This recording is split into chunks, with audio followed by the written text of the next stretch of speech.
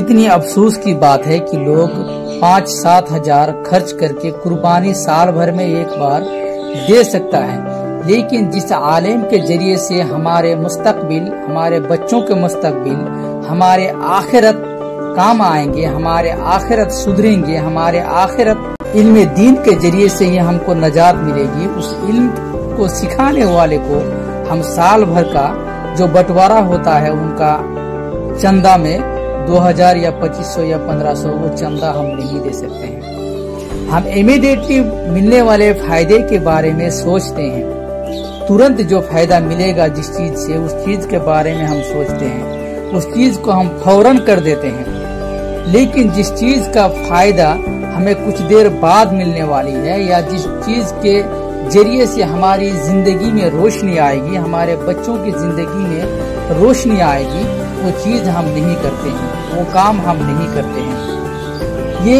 मकतब जो हमारे उलमाए करम चलाते हैं, ये मकतब के जरिए से ही हम अपने बच्चों की मुस्तकबिल को सुधार सकते हैं। हम अपनी बच्चों की मुस्तकबिल को, जिंदगी को एक रोशनी के साथ शुरू कर सकते हैं। और अगर ये मकतब, ये मदरसा ही बंद हो जाए, ये मौलवी मौलाना अगर मदरसा में पढ़ाना बंद कर दें, तो जरा सोचिए कि हमारे बच्चों के मुस्तकबिल में अंधेरा ही अंधेरा होगा, तारीकी ही तारीकी होगी, हमारे बच्चों के मुस्तकबिल खराब हो जाएंगे।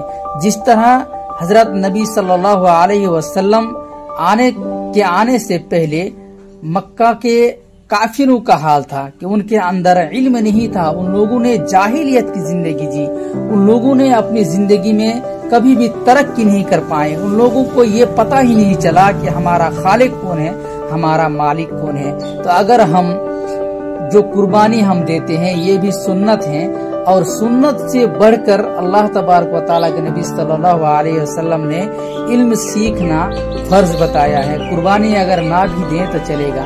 तो जिस इल्म को हम सीखते हैं, जो इल्म हम अपने के जरिए से हम अपने बच्चों की जिंदगी को सुधार सकते हैं, अपनी जिंदगी, अपने बच्चों की जिंदगी में रोशनी ला सकते हैं, उस इल्म के बारे में हम नहीं सोचते हैं। अब जरा सोचिए कि हम जो मौलवी मौलाना को जो 10 या 5 या 15 हजार जो महीने भर का तनख्वाह देते हैं, क्या ये तनख्वाह से उनकी गुजर बसर होगी?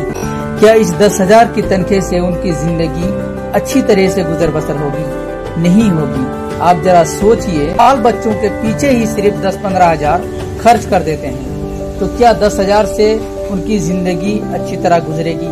नहीं गुजरेगी मेरे भाई। लेकिन ये अल्लाह की रहमत है उन पर, अल्लाह ने उनकी जिंदगी में बरकत दी है कि थोड़े से ही पैसे से उनकी जिंदगी गुजर बसर हो जाती है। बहरहाल कहने का मतलब ये है कि जो भी हम उलमाए कराम अपने मस्जिद में इमाम के तौर पर रखते हैं, उनका तनख्वाह सही वक्त पर दें।